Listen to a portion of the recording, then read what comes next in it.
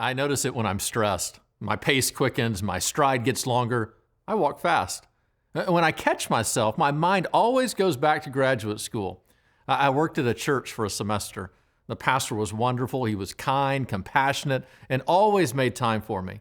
The internship was a school assignment that did very little to impact my academics, but did much to impact my soul. When the semester ended, I had a closing session with the pastor. It was supposed to be about what I had learned, but at the end of the meeting, the pastor asked if I had any advice for him. It was a funny picture. A 20-something-year-old kid who had never been a pastor giving advice to someone who had done the job for well over 20 years. But one thing just quickly popped into my mind, and I probably said it when I shouldn't have. Walk slower, I said. It wasn't what he expected.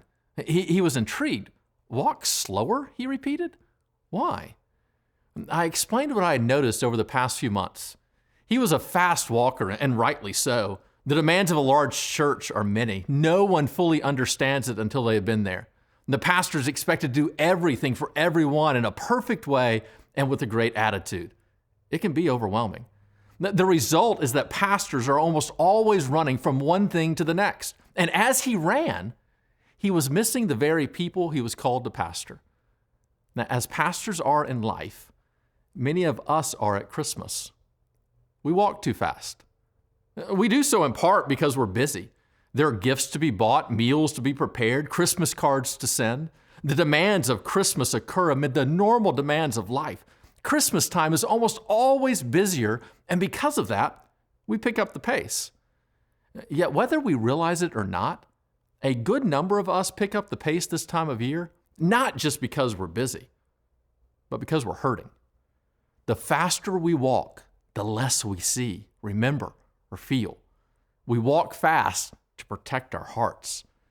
For many, Christmas is something far more to be endured than enjoyed. So we run, some out of busyness, some out of pain, but we all run. Yet in running, we miss it. We don't miss the pain. That's a human deception to believe that we can outrun the pain. Running doesn't deprive us of the pain. It deprives us of the healing. It robs us of the good which can intermingle with our sorrow. Running doesn't lessen our stress. We don't get more done. It doesn't make the season any easier. By hurrying through the holiday, we don't miss any of the bad, but we miss much, if not all, of the good. Most of the good things in life cannot be experienced in a hurry. A loving look from a spouse, the reaction from a child, a recognition of all the blessings. These things are only experienced slowly. A good meal has to be savored. A warm fire has to be enjoyed. A family has to be cherished. These are the experiences which must be taken slowly. So it is with Jesus. He won't be experienced in a hurry.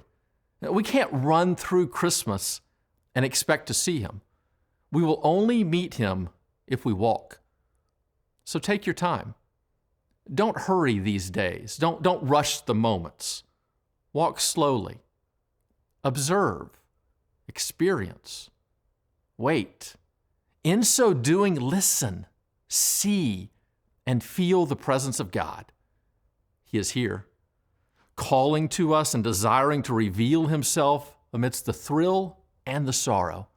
The joy reminds us of what he has done for us. The pain proves that this world is not our ultimate home. The regret defines our need for his presence. The flashes of perfection give us a taste of what is to come in heaven. The disappointments remind us we're not there yet. So feel it. Embrace it. Live every moment of this season as an act of worship to God. But know this, worship can never be hurried. It can happen in the middle of chaos, pressing demands, and the sense of being overwhelmed.